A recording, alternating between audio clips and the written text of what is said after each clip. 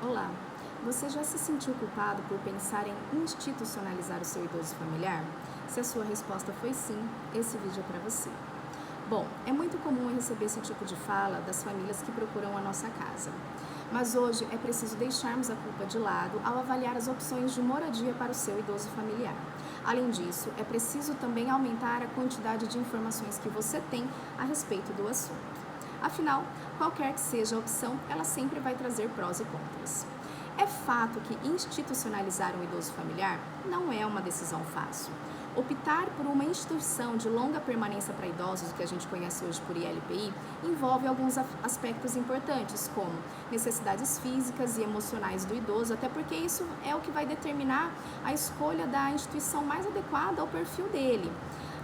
É preciso também levar em consideração a decisão de todos os membros familiares e também os custos-benefícios relacionados a essa decisão. Há um fator, no entanto, que parece ter peso dobrado quando o assunto é institucionalização do idoso: o sentimento de culpa das familiares que começam a considerar esta alternativa. É como se institucionalizar o idoso caracterizasse o abandono por parte da família. E aí você deve estar se perguntando, mas afinal, da onde vem esse sentimento? Trazemos enraizados conosco esta culpa simplesmente por uma questão cultural. A origem da culpa que muitas famílias sentem quando pensam em institucionalizar o seu idoso familiar pode estar diretamente relacionada ao histórico de instituições asilares no Brasil. Os abrigos ou asilos surgiram como instituições filantrópicas estabelecidas para o cuidado de pessoas sem família ou em estado de vulnerabilidade. E apesar de muitos idosos terem encontrado, sim, acolhimento, assistência, alimento nesses lugares, a imagem dessas instituições se confundiu com a imagem de uma velhice atravessada pelo sofrimento e pela tristeza. As ILPIs de hoje diferem das instituições asilares que lhes deram origem, mas ainda, infelizmente, carregam essa imagem. O Estatuto do Idoso, infelizmente, acabam por reforçar esse preconceito quando eles priorizam o cuidado familiar, quando comparado ao das instituições de longa permanência, sempre que houver cuidados, condições necessárias para a sobrevivência do idoso em casa. Desse modo, acaba então criando uma expectativa de que as famílias sigam até o limite e, como consequência, busquem a institucionalização do seu idoso somente quando se esgotarem todas as alternativas em relação ao cuidar em casa. Como especialista, eu posso afirmar que o cuidador familiar assume uma responsabilidade imensa e suas demandas raramente são levadas em consideração. E aí você me pergunta, mas afinal, Evelyn, é possível haver uma alternativa melhor ao cuidado do idoso do que dentro da sua própria família? Bom, a resposta é depende. Muito mais do que cuidar, garantir a sobrevivência, é preciso cuidar com qualidade. E cuidar envolve muitos aspectos, incluindo a execução de algumas tarefas que inclusive exigem especialização. De acordo com o IBGE, hoje no Brasil a gente tem aproximadamente 30 milhões de idosos. E a previsão é de que em 11 anos o número de pessoas com mais de 60 anos seja maior do que o número de crianças até 14 anos de idade. O fato é, a população está envelhecendo e, paralelamente a isso, nós temos uma mudança estrutural na família brasileira. O número de filhos é cada vez menor, mais integrantes estão ingressando no mercado de trabalho, inclusive em diferentes faixas etárias, entre outros fatores. O cuidador familiar, que é uma figura tão presente na rotina do idoso, enfrenta um conflito de disponibilidade e de sobrecarga de funções. Esse cuidador nem sempre tem todo o tempo ou conhecimento disponível para cuidar do seu ente querido como ele precisa e merece ser cuidado. E aí, como é melhor saber se institucionaliza o seu idoso ou não? As razões que levam a esta decisão estão agrupadas em 3 categorias, basicamente: médicas, sociais e econômicas. As médicas incluem aquelas que a gente começa a perceber uma deteriorização físico-cognitiva que eleva a dependência dos idosos e diminui sua capacidade funcional.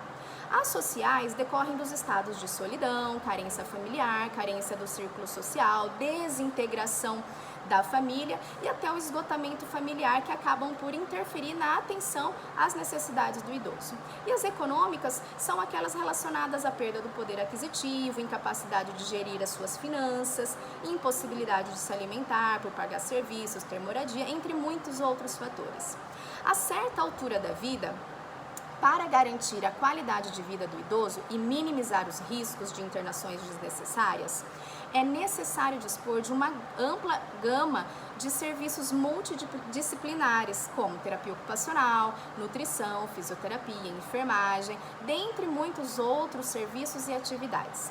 No entanto, esta realidade é pouco comum para a maioria dos idosos. Estas medidas geralmente são adotadas de modo fragmentado e com foco corretivo, quando na verdade o ideal seria ter um foco preventivo. E aí as consequências negativas de um cuidado fragmentado podem incluir a duplicação de serviços, recomendações inapropriadas ou conflituosas, erros de medicação, estresse do cuidador e, além disso, altos custos na assistência. Além disso, pouquíssimas LPIs possuem uma equipe multidisciplinar além do exigido pela legislação. Fazem o básico.